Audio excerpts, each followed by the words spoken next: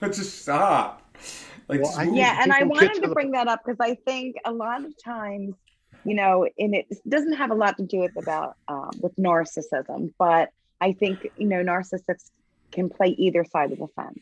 They can, be generally, they have that victim mentality. So when you know, suffer from the abuse of a narcissist, oftentimes they make you feel as if you're the narcissist. Right. So, and Eddie, we talked about this a lot because there are, you know, very much real mental health issues. There are real defects and imbalances. There are real diagnoses out there that do need medical attention, that do need, guidance through doctors and pharmaceuticals. But I think, and we've said that the word narcissist and narcissism is just so misused. So I think Overused now and misused. Yeah. it's overused. Yeah, and misused, overused. But I think now a lot of people use it in a way of like an adaptation to behavior. And it's the best way to describe somebody who is in that mindset. Well, And I was actually very surprised that video you sent me. It was when I watched the video, it changed my whole opinion or what I thought narcissists were. You Yeah. know, right, I always assumed that by definition, a narcissist was someone who had like an inflated view of their self, or they had a really big ego, and they thought they were better than everyone, knew everything, and turns out it's just the opposite. It's someone with very low self-esteem right. that If that is in their core, just like, yep, right. just like Right. others, After I right. watched the video, I was like, damn, I'm a narcissist by, Yeah. that lady's definition. I mean, everything she was saying, pretty much related to me.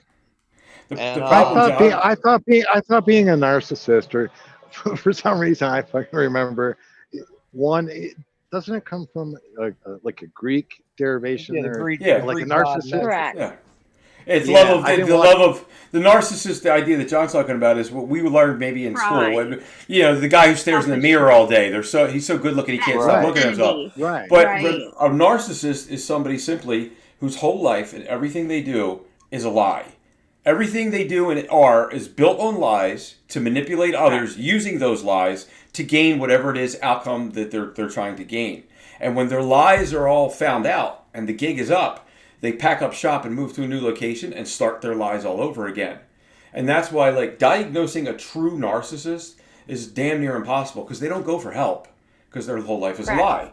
And they never get caught in it because as soon as they get caught, they've already got strategies to get out, sell their stuff, move, go to a new location, and start the lie all over again. I've seen episodes like on SVU where John Stamos plays the liar, the narcissist, who has like 106 children around the country. And every time he got found out, he would just pack up, move to a new That's right. location, and have more That's and do what right. he because his thing was he wanted to populate the earth or some stupid stuff like that. So he would lie Well, that's a little to women. overstating. But the idea is the whole thing is built on lies to gain favor, to manipulate people, and they use emotions versus logic, much like the victims.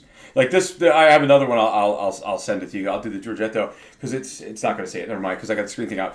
But it's funny. It says in this, they want to make that victimhood that they have gain them not just favor and love. Usually it's love. They want attention and affection and all those things from being the victim, the poor me. And they blame right. everybody else. And that's why you'll hear people say the first one to call you a narcissist, they're the narcissist.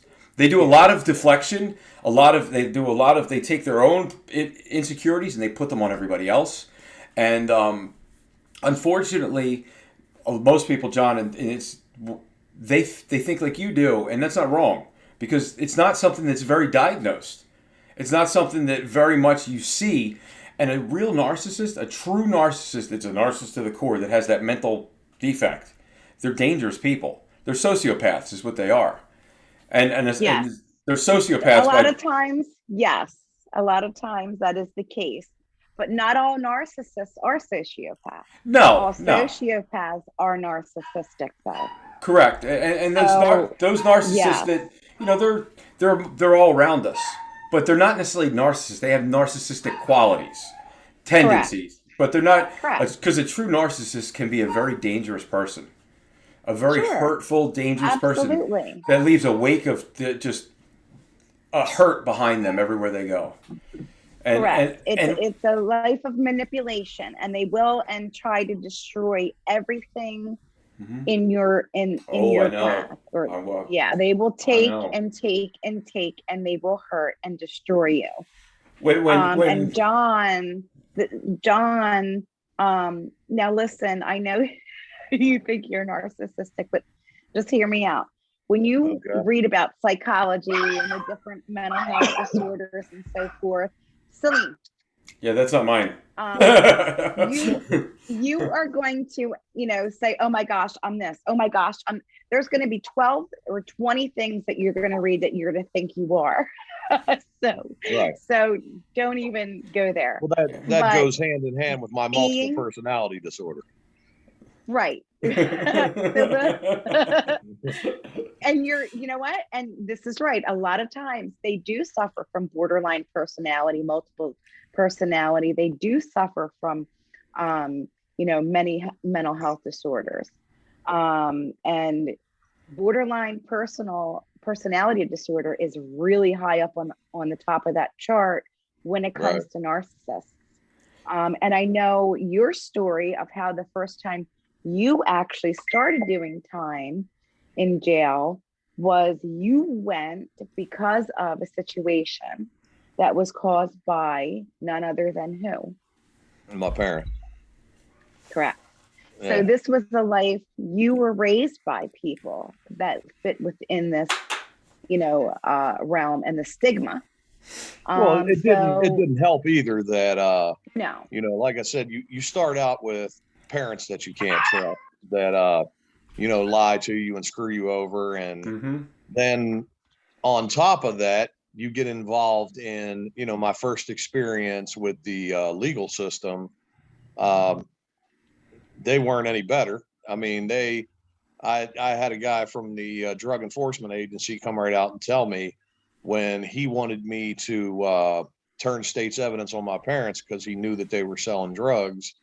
And when I refused to do so, uh, he went and talked to my parents and their lawyers and had them turn state's evidence on me.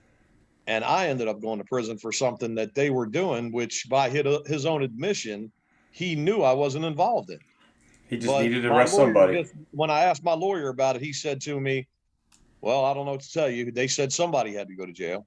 hmm So, I mean, why not the person that is innocent? Why send the two guilty people to jail that have a history of doing this stuff and that are actively involved in it? All they wanted was someone to put something down on paper and point the finger at somebody. And if you can't get the innocent person to point their finger at the guilty people, then what the hell? We'll just get the guilty people to point their finger at the innocent person. Doesn't matter. I and mean, in John, the records, all it shows is that someone went to jail for that crime. hmm and where were And you in at the the end, that's time all all they're this concerned with. happened, John? What's Right. that? Where were you in your life at the time? How old were you? I was 23 years old. I had And just were come you in back from, I had just come back. I was playing football at Edinburgh University. I broke my shoulder. I decided to come home and go to nursing school. And I was just finishing up nursing school. And that's when the guy from the DEA approached me and told me that he was aware that my parents were selling narcotics. And at that time, like I said, I'd just come back from college. I was living at home. And he told me that, I was living in the household, and he was aware that I knew what was going on. He had, proof that they were doing it. And I said, well, if you have proof, you don't need me. What are you asking me for? And, right. but they still wanted someone because they didn't have it on tape. They just knew from word of mouth what was going on. And when I told him basically to shove it up his ass, he in the process went to them and offered them the same deal, and they couldn't sign the papers quick enough. So that's when I found out that I was going to prison for a couple years because they decided to turn state's evidence on me for something they were doing. And how That I many wasn't years even did you involved in. serve the first time 2. for something you didn't do? 2 years. Oh yeah, yeah.